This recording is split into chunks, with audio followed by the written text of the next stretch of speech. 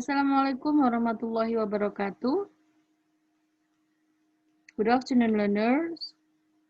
Today we will learn about TOEFL preparation or TOEFL strategies. And then our topic, talking about strategies 15, 16, and 17. Okay. And then what is the topic about? This. It's talking about non-clause connector.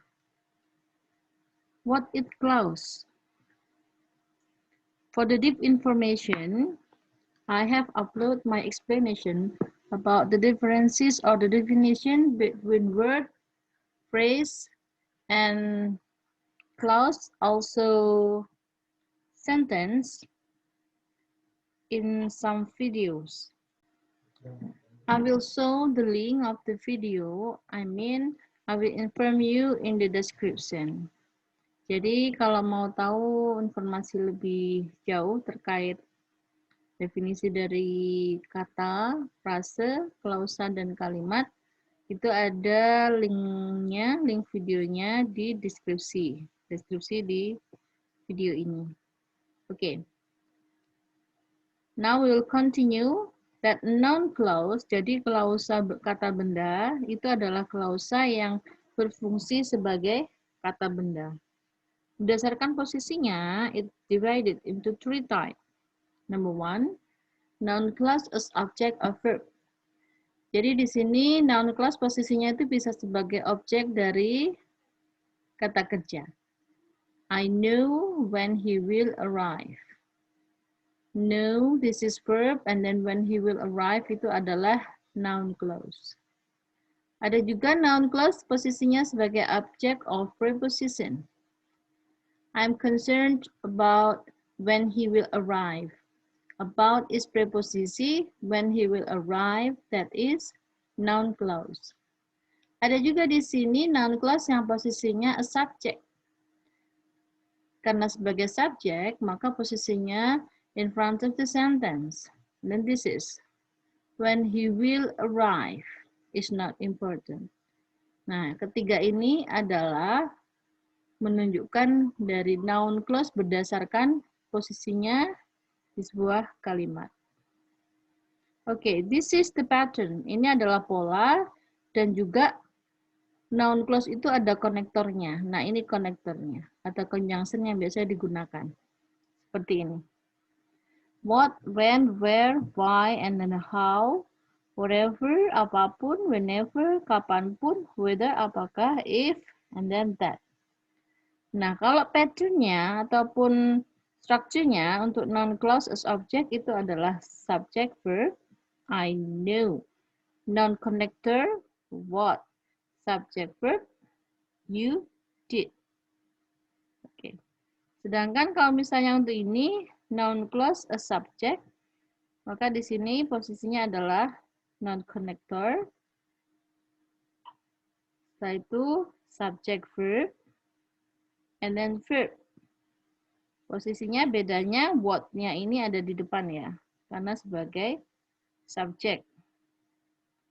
And then this is the subject of noun clause. Ini adalah you, verb did, and then verb of the clause. Verb in the sentence is was from. Okay. Good. Next, this is the example. Blah, blah, blah was late caused many problems. A, that he. B, the driver. C, there. D, because. And then the best answer is that he. Why the best answer is that he? Because the driver is one subject. And then in the sentence, we need two subjects. Okay. Two subject are needed. Kenapa? Karena ini adalah klausa. Ya, karena ini adalah klausa. Jadi this is wrong answer, incorrect. There and because. Nah, there and because is not a subject. Karena di sini yang kita butuhkan adalah subjek, maka yang paling masuk adalah that he. That he was late. Nah, that he, posisi that ini menjadikan he bisa menjadi subjek untuk klausa dan subjek untuk kalimat ini. Oke. Jadi jawaban yang benar, the best answer is A. Okay, next we continue to strategy 16. Strategy 16 is talking about noun clause connector as our subject. Jadi masih sama ya, masih berbicara tentang noun clause connector. Cuman bedanya di sini, noun clause can also be the subject of the clause in the same time. Nah, posisinya sama, 3 tadi. Noun clause as object of verb. I know what is in the box. Nah, know di sini adalah verb. What is itu adalah what ini konektornya ya. What is in the box itu adalah noun clause. And there, noun clause as object of preposition. We are concerned about who will do the work. Nah, about di sini adalah preposisinya. Who will do the work? Ini adalah noun clause. And then noun clause position as subject. Whoever, nah di sini sudah jelas di depan konektornya ya. Jadi konjungsinya sudah ada di depan. Siapapun is coming to party must bring a gift. Siapapun yang datang ke pesta itu harus bawa kado. Okay. This is the pattern. Polanya seperti ini. Kalau ini adalah noun konektornya. Who, whoever, what, whatever, which, whichever. Okay, this is the noun clause connector. This is the pattern as object, subject, verb, and then noun connector and verb. I know. What is the noun connector? Happens. That is the verb. And then this is noun clause as object. And then noun clause as subject. Because it is subject, of course, the position in the first of sentence. What happened? Jadi, what happened? Nah, what ini adalah connector atau conjunctionnya. Happens, itu adalah verb. Was great, itu adalah verb untuk kalimat ini. Sedangkan happens, itu adalah verb untuk klausanya. Noun clause. Okay, the example. Blah, blah, blah was on the television made me angry. A, it. B, the story. C, what. And then D, when. The best answer is C, what. Why? Okay, the best answer is what? Because A and B.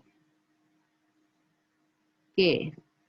It can be the subject, but it cannot be the subject for this clause. Why?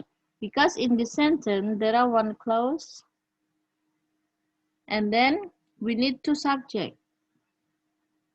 So, it must be the subject for both words and also made.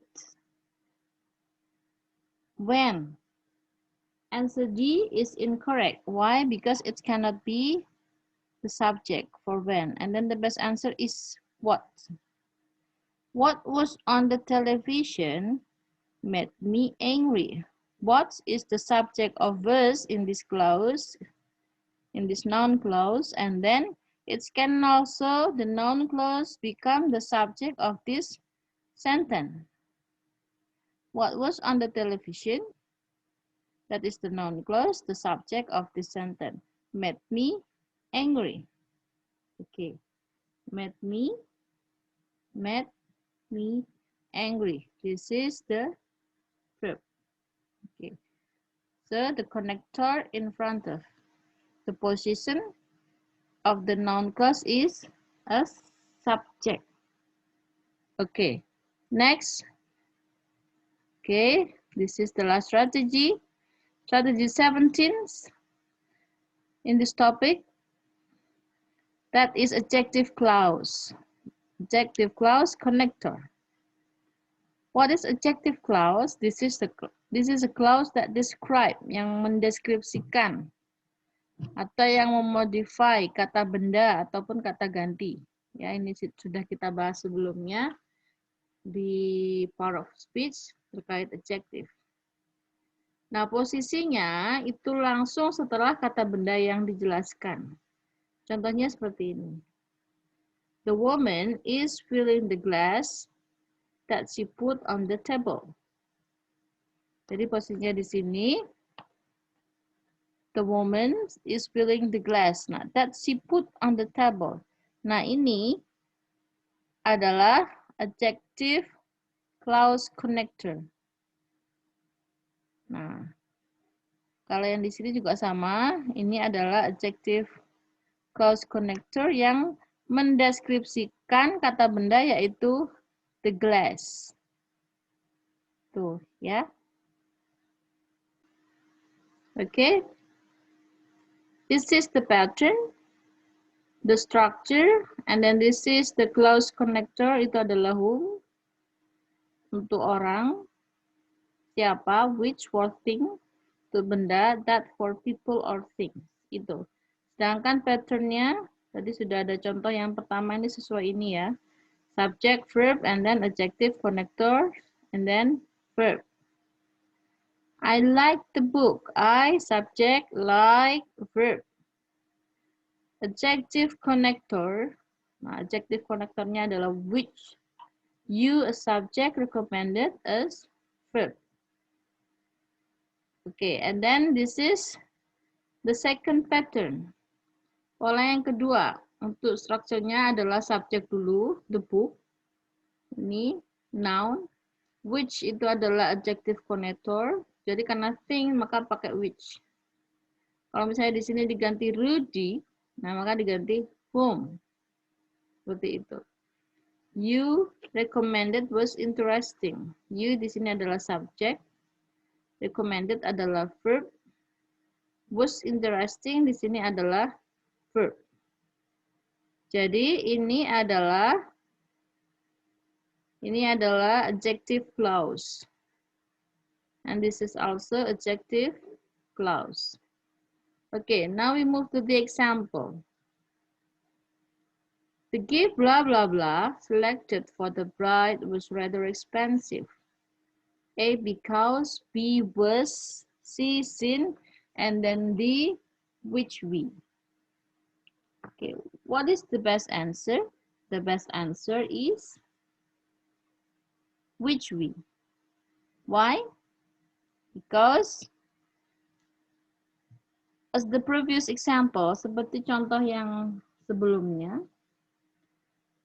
A, and then this is just A and C, this is just the connector. So it cannot become the subject of the clause. And then this is for B. If we use in the sentence will become passive. But it still needs subject for the clause or for the sentence. So we need the connector that's become the could become the subject for the clause and also the sentence. Jadi kita butuh konektor yang bisa menjadi subjek untuk klausa dan kalimatnya. Maka yang benar adalah which we di sini. Ada konektornya dan ada subjeknya. The gift. Nah, the gift ini sebagai noun. The gift, yes, this is the noun. And then which we. Now, which we selected for the bride was rather expensive. Nah, ini adalah adjective clause yang berusaha menjelaskan tentang to give, yaitu kado yang dipilih untuk pengantin. Sangat sedikit mahal. Seperti itu. Okay guys, thank you very much. Remember to subscribe and share to get the new information from this channel. And then happy learning and wish you all the best. Sorry if there's some mistakes. Assalamualaikum warahmatullahi wabarakatuh.